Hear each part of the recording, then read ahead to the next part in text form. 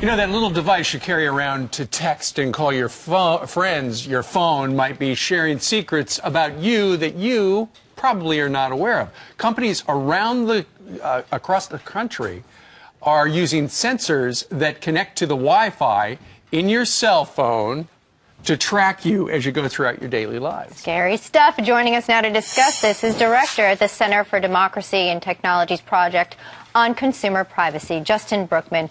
Good morning, Justin. So we're hearing these stories about how we're being tracked. I know there's a company called Turnstile in Toronto. They actually have sensors all over the place that as you go around with your Wi-Fi on in your phone, it actually tracks where you're going, where you're shopping. I mean, this is where we're headed.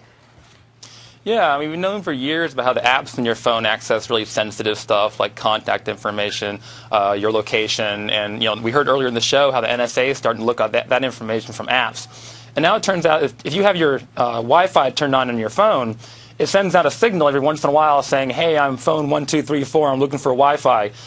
And then that can be picked up. Right. Companies around the mall, stores around the mall can say, "Oh, there's phone 1234," and watch you over time, and then find out, "Hey, you went to Victoria's Secret earlier," or "Hey, you went to this church earlier in the day." So yeah, our real life movements are being tracked now by our phones. So Justin, let me get this straight. So they can tell where you have been with that phone. They could probably tell what you have Google searched on your phone. They know who you have called. What the hell do they need that information for? Yeah, for the location tracking is mostly about analytics. Pardon me. They want to know, how people use their stores. Whether someone's over here looking at, whether the display they have up front works really well. Whether people who go to this part of the store end up buying stuff or not. Those companies actually probably don't have access to your search or your calls, but they could sell your information to data brokers or to people who have that information. So that information could later be combined without your knowledge or permission. Sure, and the potential too, just for personal information. I mean, so many purchases being made online, so many right on your phone.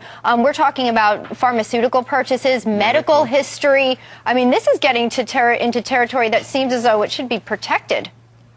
Yeah, and the United States is has some of the weakest privacy laws in the world. Most countries around the world actually have pretty good laws. They say you got to tell people what you're collecting about them. You have to give them some choices around it. Don't collect data you don't need.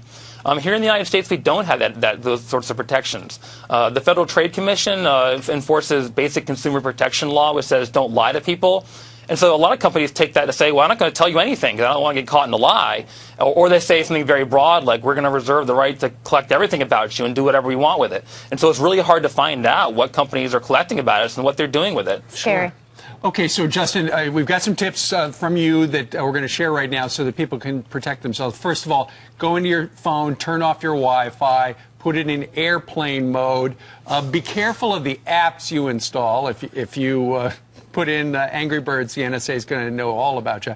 And delete your browser's cookies. And I think the last one is one of the most important ones, because if you don't delete your history and the cookies in there, it's like having a pocket full of change that somebody's going to stick their hand in your pocket and take it all out. Justin, thanks, because now we know, too, that if the laws aren't going to protect us, we can certainly at least do some simple things daily that'll keep our information more protected, because that's control. Thank you. Absolutely. All right, and we should point out, just before we started that segment, Elizabeth and I both cleaned our cookies. We just cleaned our cookies. Delicious. We're clean. All right.